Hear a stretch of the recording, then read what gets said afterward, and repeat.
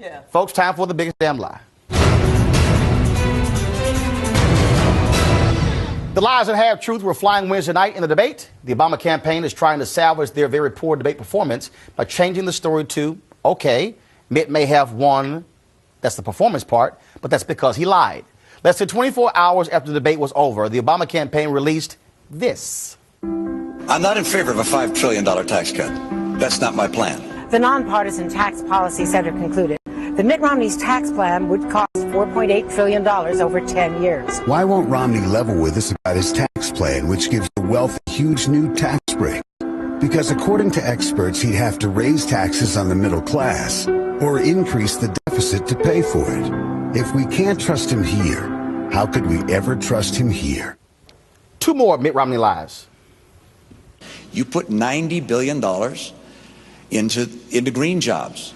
And these businesses, many of them have gone out of business. I think about half of them, of the ones that have been invested in, have gone out of business. According to Wonkblog and the Washington Post and other fact checkers, not half of them have gone out of business. Less than 1% have gone out of business. Even the Romney campaign had to clean this one up on Thursday morning after the debate, saying he was talking about a particular green energy program, not the whole $90 billion. Okay. But even in that program, only 12% have gone out of business. As Politico.com wrote, as Politico and other fact checkers quickly pointed out, Romney's numbers from the first presidential debate are not correct, not even close. And then there was a health care where Romney said this about pre-existing conditions. I do have a plan that deals with people with pre-existing conditions. That's part of my health care plan. How do we know that's a lie? Because Romney's own campaign, within an hour of the debate, had to clarify his statement. According to top advisor Eric Finstrom, with respect to pre-existing conditions, what Governor Romney has said is for those with continuous coverage, he will continue to make sure that they receive their coverage. Again, here's what Romney said. I do have a plan that deals with people with pre-existing conditions. That's part of my health care plan. No mention of the need for continuous coverage. And how many would not ever have coverage for pre-existing conditions without Obamacare? Tens of millions. Some estimates go as high as 89 million. What's important here is that Romney has made this statement about pre-existing conditions many times.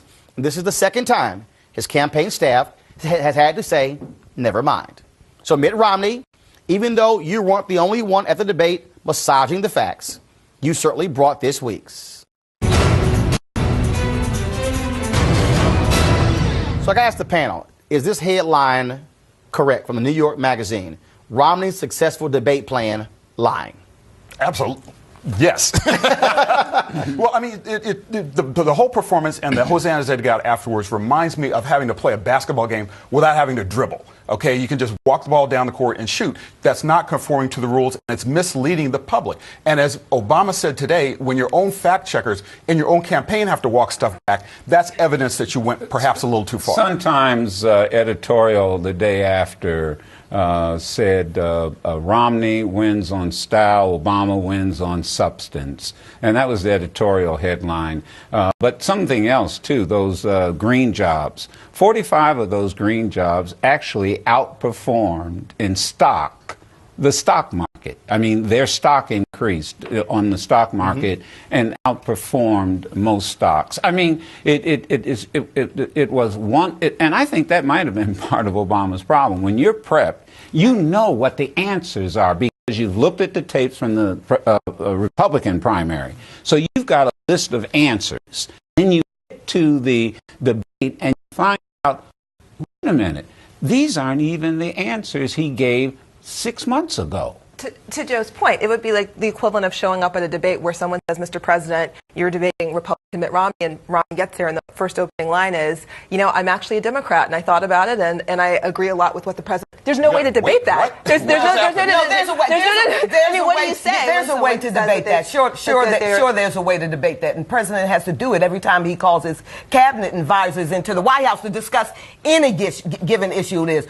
The problem is that my man Mitt got the numbers wrong, and the president didn't stand up and challenge him. Because he lied. No. Yes. I'm not saying he's not a liar. Okay, just making sure. We're just making sure. I'm not saying he didn't lie. What I said was he got the numbers wrong, and my president didn't stand up and challenge him on it. Neither side is worth laughing or grinning over on that angle. Look, the reality that's is disappointing. The reality it might not be embarrassing, but that's disappointing. The lead conservative talking point for the last year, because I've heard it every time I've gone on a conservative talk radio show or TV show, is that no president's been reelected as long as unemployment is over 8%. Well, now it's under 8%, and that's part of why major conservatives like Jack Welch and everyone else is freaking out. Ours across the country, it is I'm now. not talking about forget national. I'm not talking going to about forget black national. Americans, That's kind of an important black Americans, Hispanic Americans. But to Kelly's, even if you just look at black women. But hold up, Deborah. But to Kelly's point,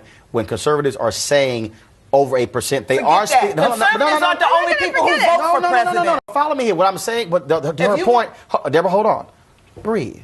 No, I am. To her point, conservatives have used the argument that as long as overall unemployment is above 8%, they figured we are going to win this. Now that argument and now it's under. Now so there the argument's off the table now. So now they got to figure something out with the last 30-some odd days. And I have no time. I got to go.